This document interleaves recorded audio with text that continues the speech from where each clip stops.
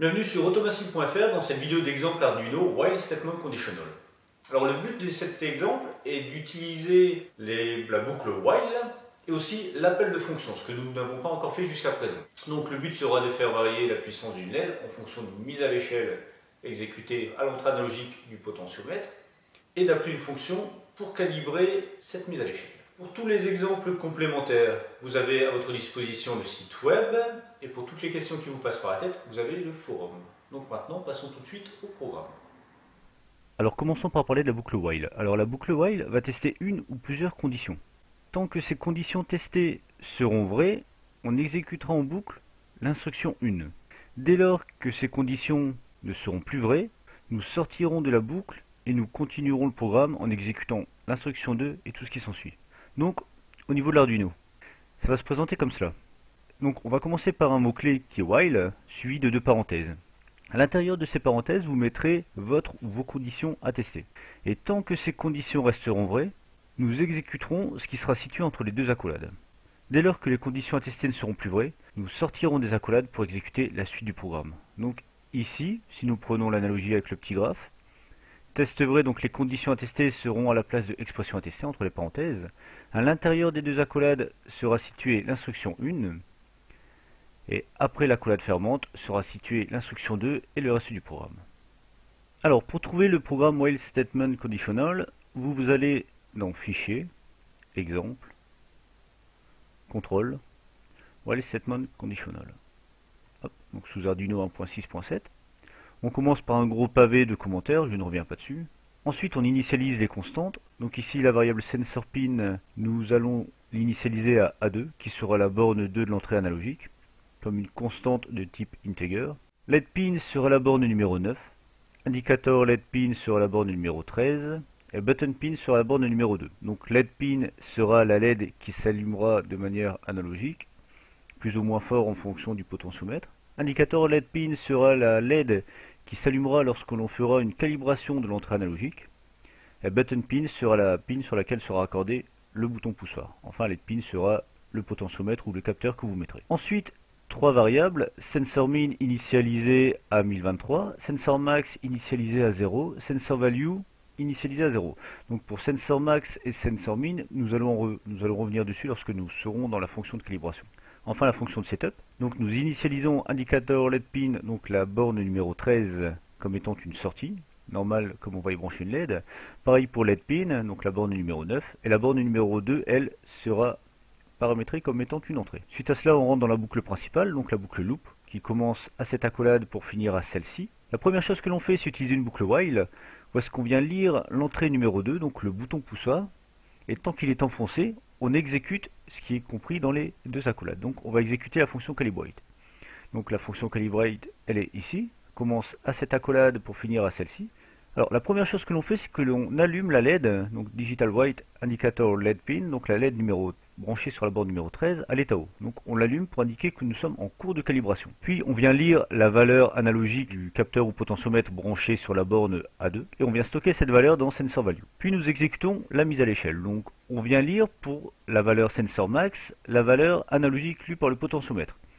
Donc SensorMax est initialisé au début du programme à 0. Si la valeur lue par le potentiomètre est supérieure à la valeur SensorMax, dans ce cas, on écrit la valeur du potentiomètre dans SensorMax. Donc on va prendre quelques exemples. On commence le programme, le potentiomètre est au minimum, donc il est égal à 0. 0 est égal à 0, donc ce n'est pas supérieur. On ne rentre pas dans le if, donc on n'exécute pas ce if. Puis on bouge un peu le potentiomètre, on l'amène à 200 points. Donc SensorValue à 200 points est supérieur à SensorMax qui restait à 0. Donc on prend la valeur SensorValue, 200 points, qu'on assigne à SensorMax. Donc à ce moment-là, SensorMax vaut 200 points. Puis on continue à monter le potentiomètre, on arrive à 500 points. Donc 500 points est supérieur aux 200 points que l'on vient de mémoriser. Donc on met 500 points dans SensorMax. SensorMax égale 500. Maintenant on rediminue un petit peu le potentiomètre, on le passe à 400 points. Donc 400 est inférieur à la valeur de sensor max qui est à 500, donc on ne réécrit pas la valeur de sensor max. Donc ainsi, de cette façon, on arrive à tout le temps garder la valeur la plus haute lue par le potentiomètre. Puis on fait la même chose pour sensor min, mais cette fois sensor min a été initialisé à 1023, et on vient écrire la valeur du potentiomètre quand celui-ci est inférieur à sensor min. Donc on va commencer avec le potentiomètre au maxi à 1023, donc 1023 est égal à sensor min qui est aussi à 1023, donc on ne fait rien. On diminue un peu le potentiomètre pour arriver à 600 points. 600 points est inférieur au 1023, donc on met les 600 points de sensor value dans sensor min. Ainsi de suite. Comme cela, on va prendre un exemple concret cette fois pour toute la fonction calibrate. On va commencer avec le potentiomètre à 0. Sensor value, sensor max à ce moment-là, au début du programme est égal à 0, donc sensor value à 0 n'est pas supérieur, donc on ne fait rien. Sensor max reste à 0 points. Par contre, sensor min qui est à 1023, sensor value à 0, donc sensor value est inférieur à sensor min. Donc nous mettons 0 points dans sensor min. Donc à ce moment-là, sensor max et sensor min valent 0 points. On monte un peu le potentiomètre pour monter à 100 points. Donc on arrive ici, 100 points est supérieur aux 0 points mémorisés par sensor max, donc on met 100 points dans sensor max. Par contre, 100 points est supérieur aux 0 points de sensor min, donc sensor min reste à 0. On continue comme ça, on passe à 400 points, et donc 400 points supérieur aux 100 points, donc sensor max 400, sensor min 0. Alors nous, pour l'exemple, on va prendre une fonction qui est au milieu de notre plage. Donc on va prendre à peu près un sensor min qui sera égal à 400 points et un sensor max à 700. Donc ce qu'on va faire, c'est mettre le potentiomètre au milieu, donc à peu près à 500 points, appuyer sur le bouton de calibration, descendre légèrement le potentiomètre pour arriver aux 700 points. Donc à ce moment-là, sensor max sera égal aux 500 points initialement du potentiomètre. Sensor min va descendre jusqu'à 400. Et lorsque l'on sera à 400, on va monter le potentiomètre. Donc nous ne rentrerons plus jamais dans ce if-ci.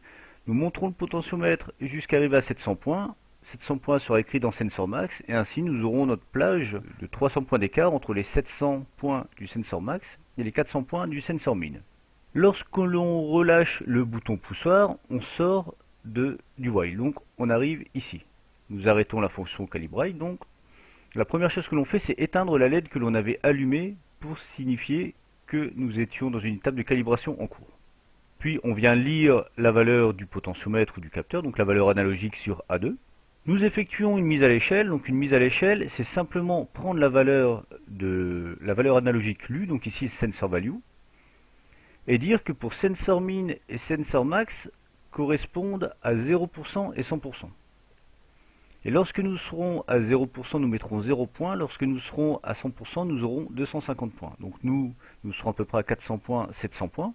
Donc 400 points, 0%, 700 points, 100%. Donc lorsque nous serons à 400 points ou inférieur, nous serons à 0.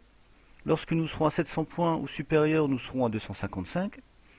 Et lorsque nous serons à 555, donc entre les deux à 50%, à la sortie, nous serons à peu près à 125 points. Puis nous utilisons la fonction constrain pour figer la sortie entre 0 et 255, c'est-à-dire que si nous sommes inférieurs à 0, nous mettrons 0 dans sensor value. Si nous serons supérieurs à 255, nous mettrons 255. Ça permet de borner la sortie. Et enfin, nous allumerons la LED pin, donc la LED branchée sur la borne numéro 9, à une valeur comprise entre 0 et 255, qui sera la valeur de sensor value. Alors pour ce montage, nous aurons besoin d'un Arduino, de 2 LED, avec les 2 résistances associées d'à peu près 220 ohms, d'un bouton poussoir avec son condensateur d'anti-rebond et sa résistance de rappel d'à peu près 10 kΩ, et d'un potentiomètre. Donc je vais commencer par distribuer mon plus et mon moins. Donc je prends mon plus 5 volts. Donc maintenant j'ai du 5 volts qui arrive tout au-dessus. Je vais faire pareil pour la masse. Donc le 0 volt que je prends d'ici, je le ramène sur toute la borne bleue du bas. Donc j'ai du 0 volt partout ici. Maintenant je vais câbler ma résistance, la résistance pour la LED. Alors je vais faire la LED sur la borne 9. Borne 9, je mets ma résistance de 220 ohms qui arrive sur la breadboard. De la breadboard, je pars à la LED. Je pars à la note de la LED. Les sorties LED, je vais au moins. Alors donc mes 2 LED sont pontées. Je reviens sur le moins. Je vais faire la deuxième LED, donc la LED qui est branchée sur la borne 13. Borne 13, donc ça fait RF grande 13, celle-là. Je vais me raccorder sur ce ressort ici, ça sera plus simple.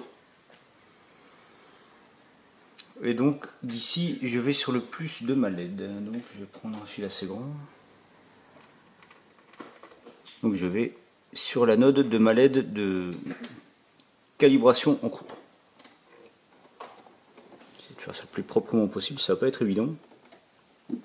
Donc mes deux LED sont accordés. Donc la borne 9 sort dans une résistance de 220 ohms et après cette résistance j'arrive sur la node de ma première LED qui part à la masse. La borne 13, je pars dans ma résistance de 220 ohms.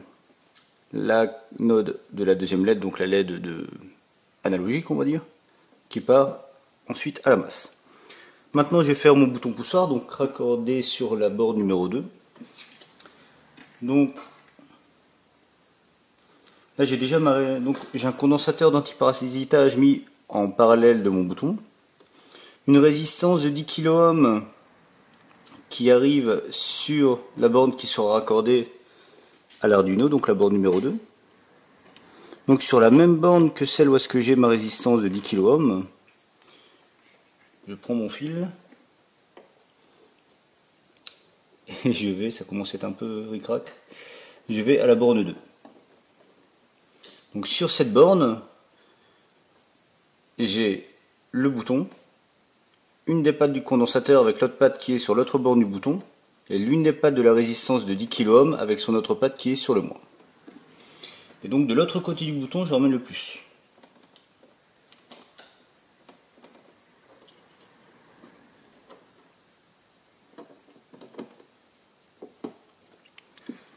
Voilà, donc le bouton est raccordé, donc le plus. Je passe par le bouton avec en parallèle un condensateur d'anti-rebond. Et sur la deuxième borne, je vais au bouton. Et j'ai aussi une résistance de 10 kΩ qui s'est fait la malle. Une résistance de 10 kΩ pour le pull-down.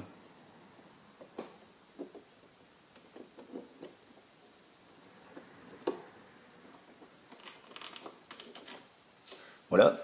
Il reste le potentiomètre à câbler, donc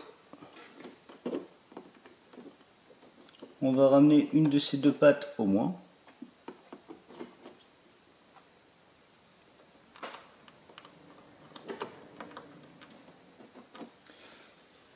L'autre patte au plus, par contre là je n'aurai pas de fil assez long, donc je vais le mettre en vert, tant pis.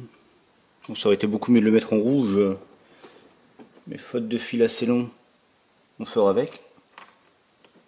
Donc j'ai mon plus, j'ai mon moins aux deux extrémités du potentiomètre, et donc la borne du milieu va sur l'entrée A2, je crois, oui. Pareil, là ça va être un peu court. Je vais récupérer le fil de la LED, qui est un peu plus long. Ici normalement ça passe.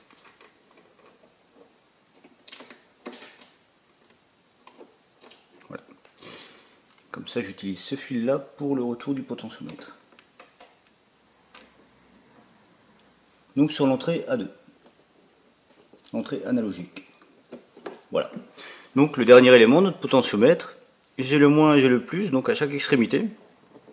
Et sur le retour, je pars à A2. Donc le programme est déjà transféré, je branche l'Arduino.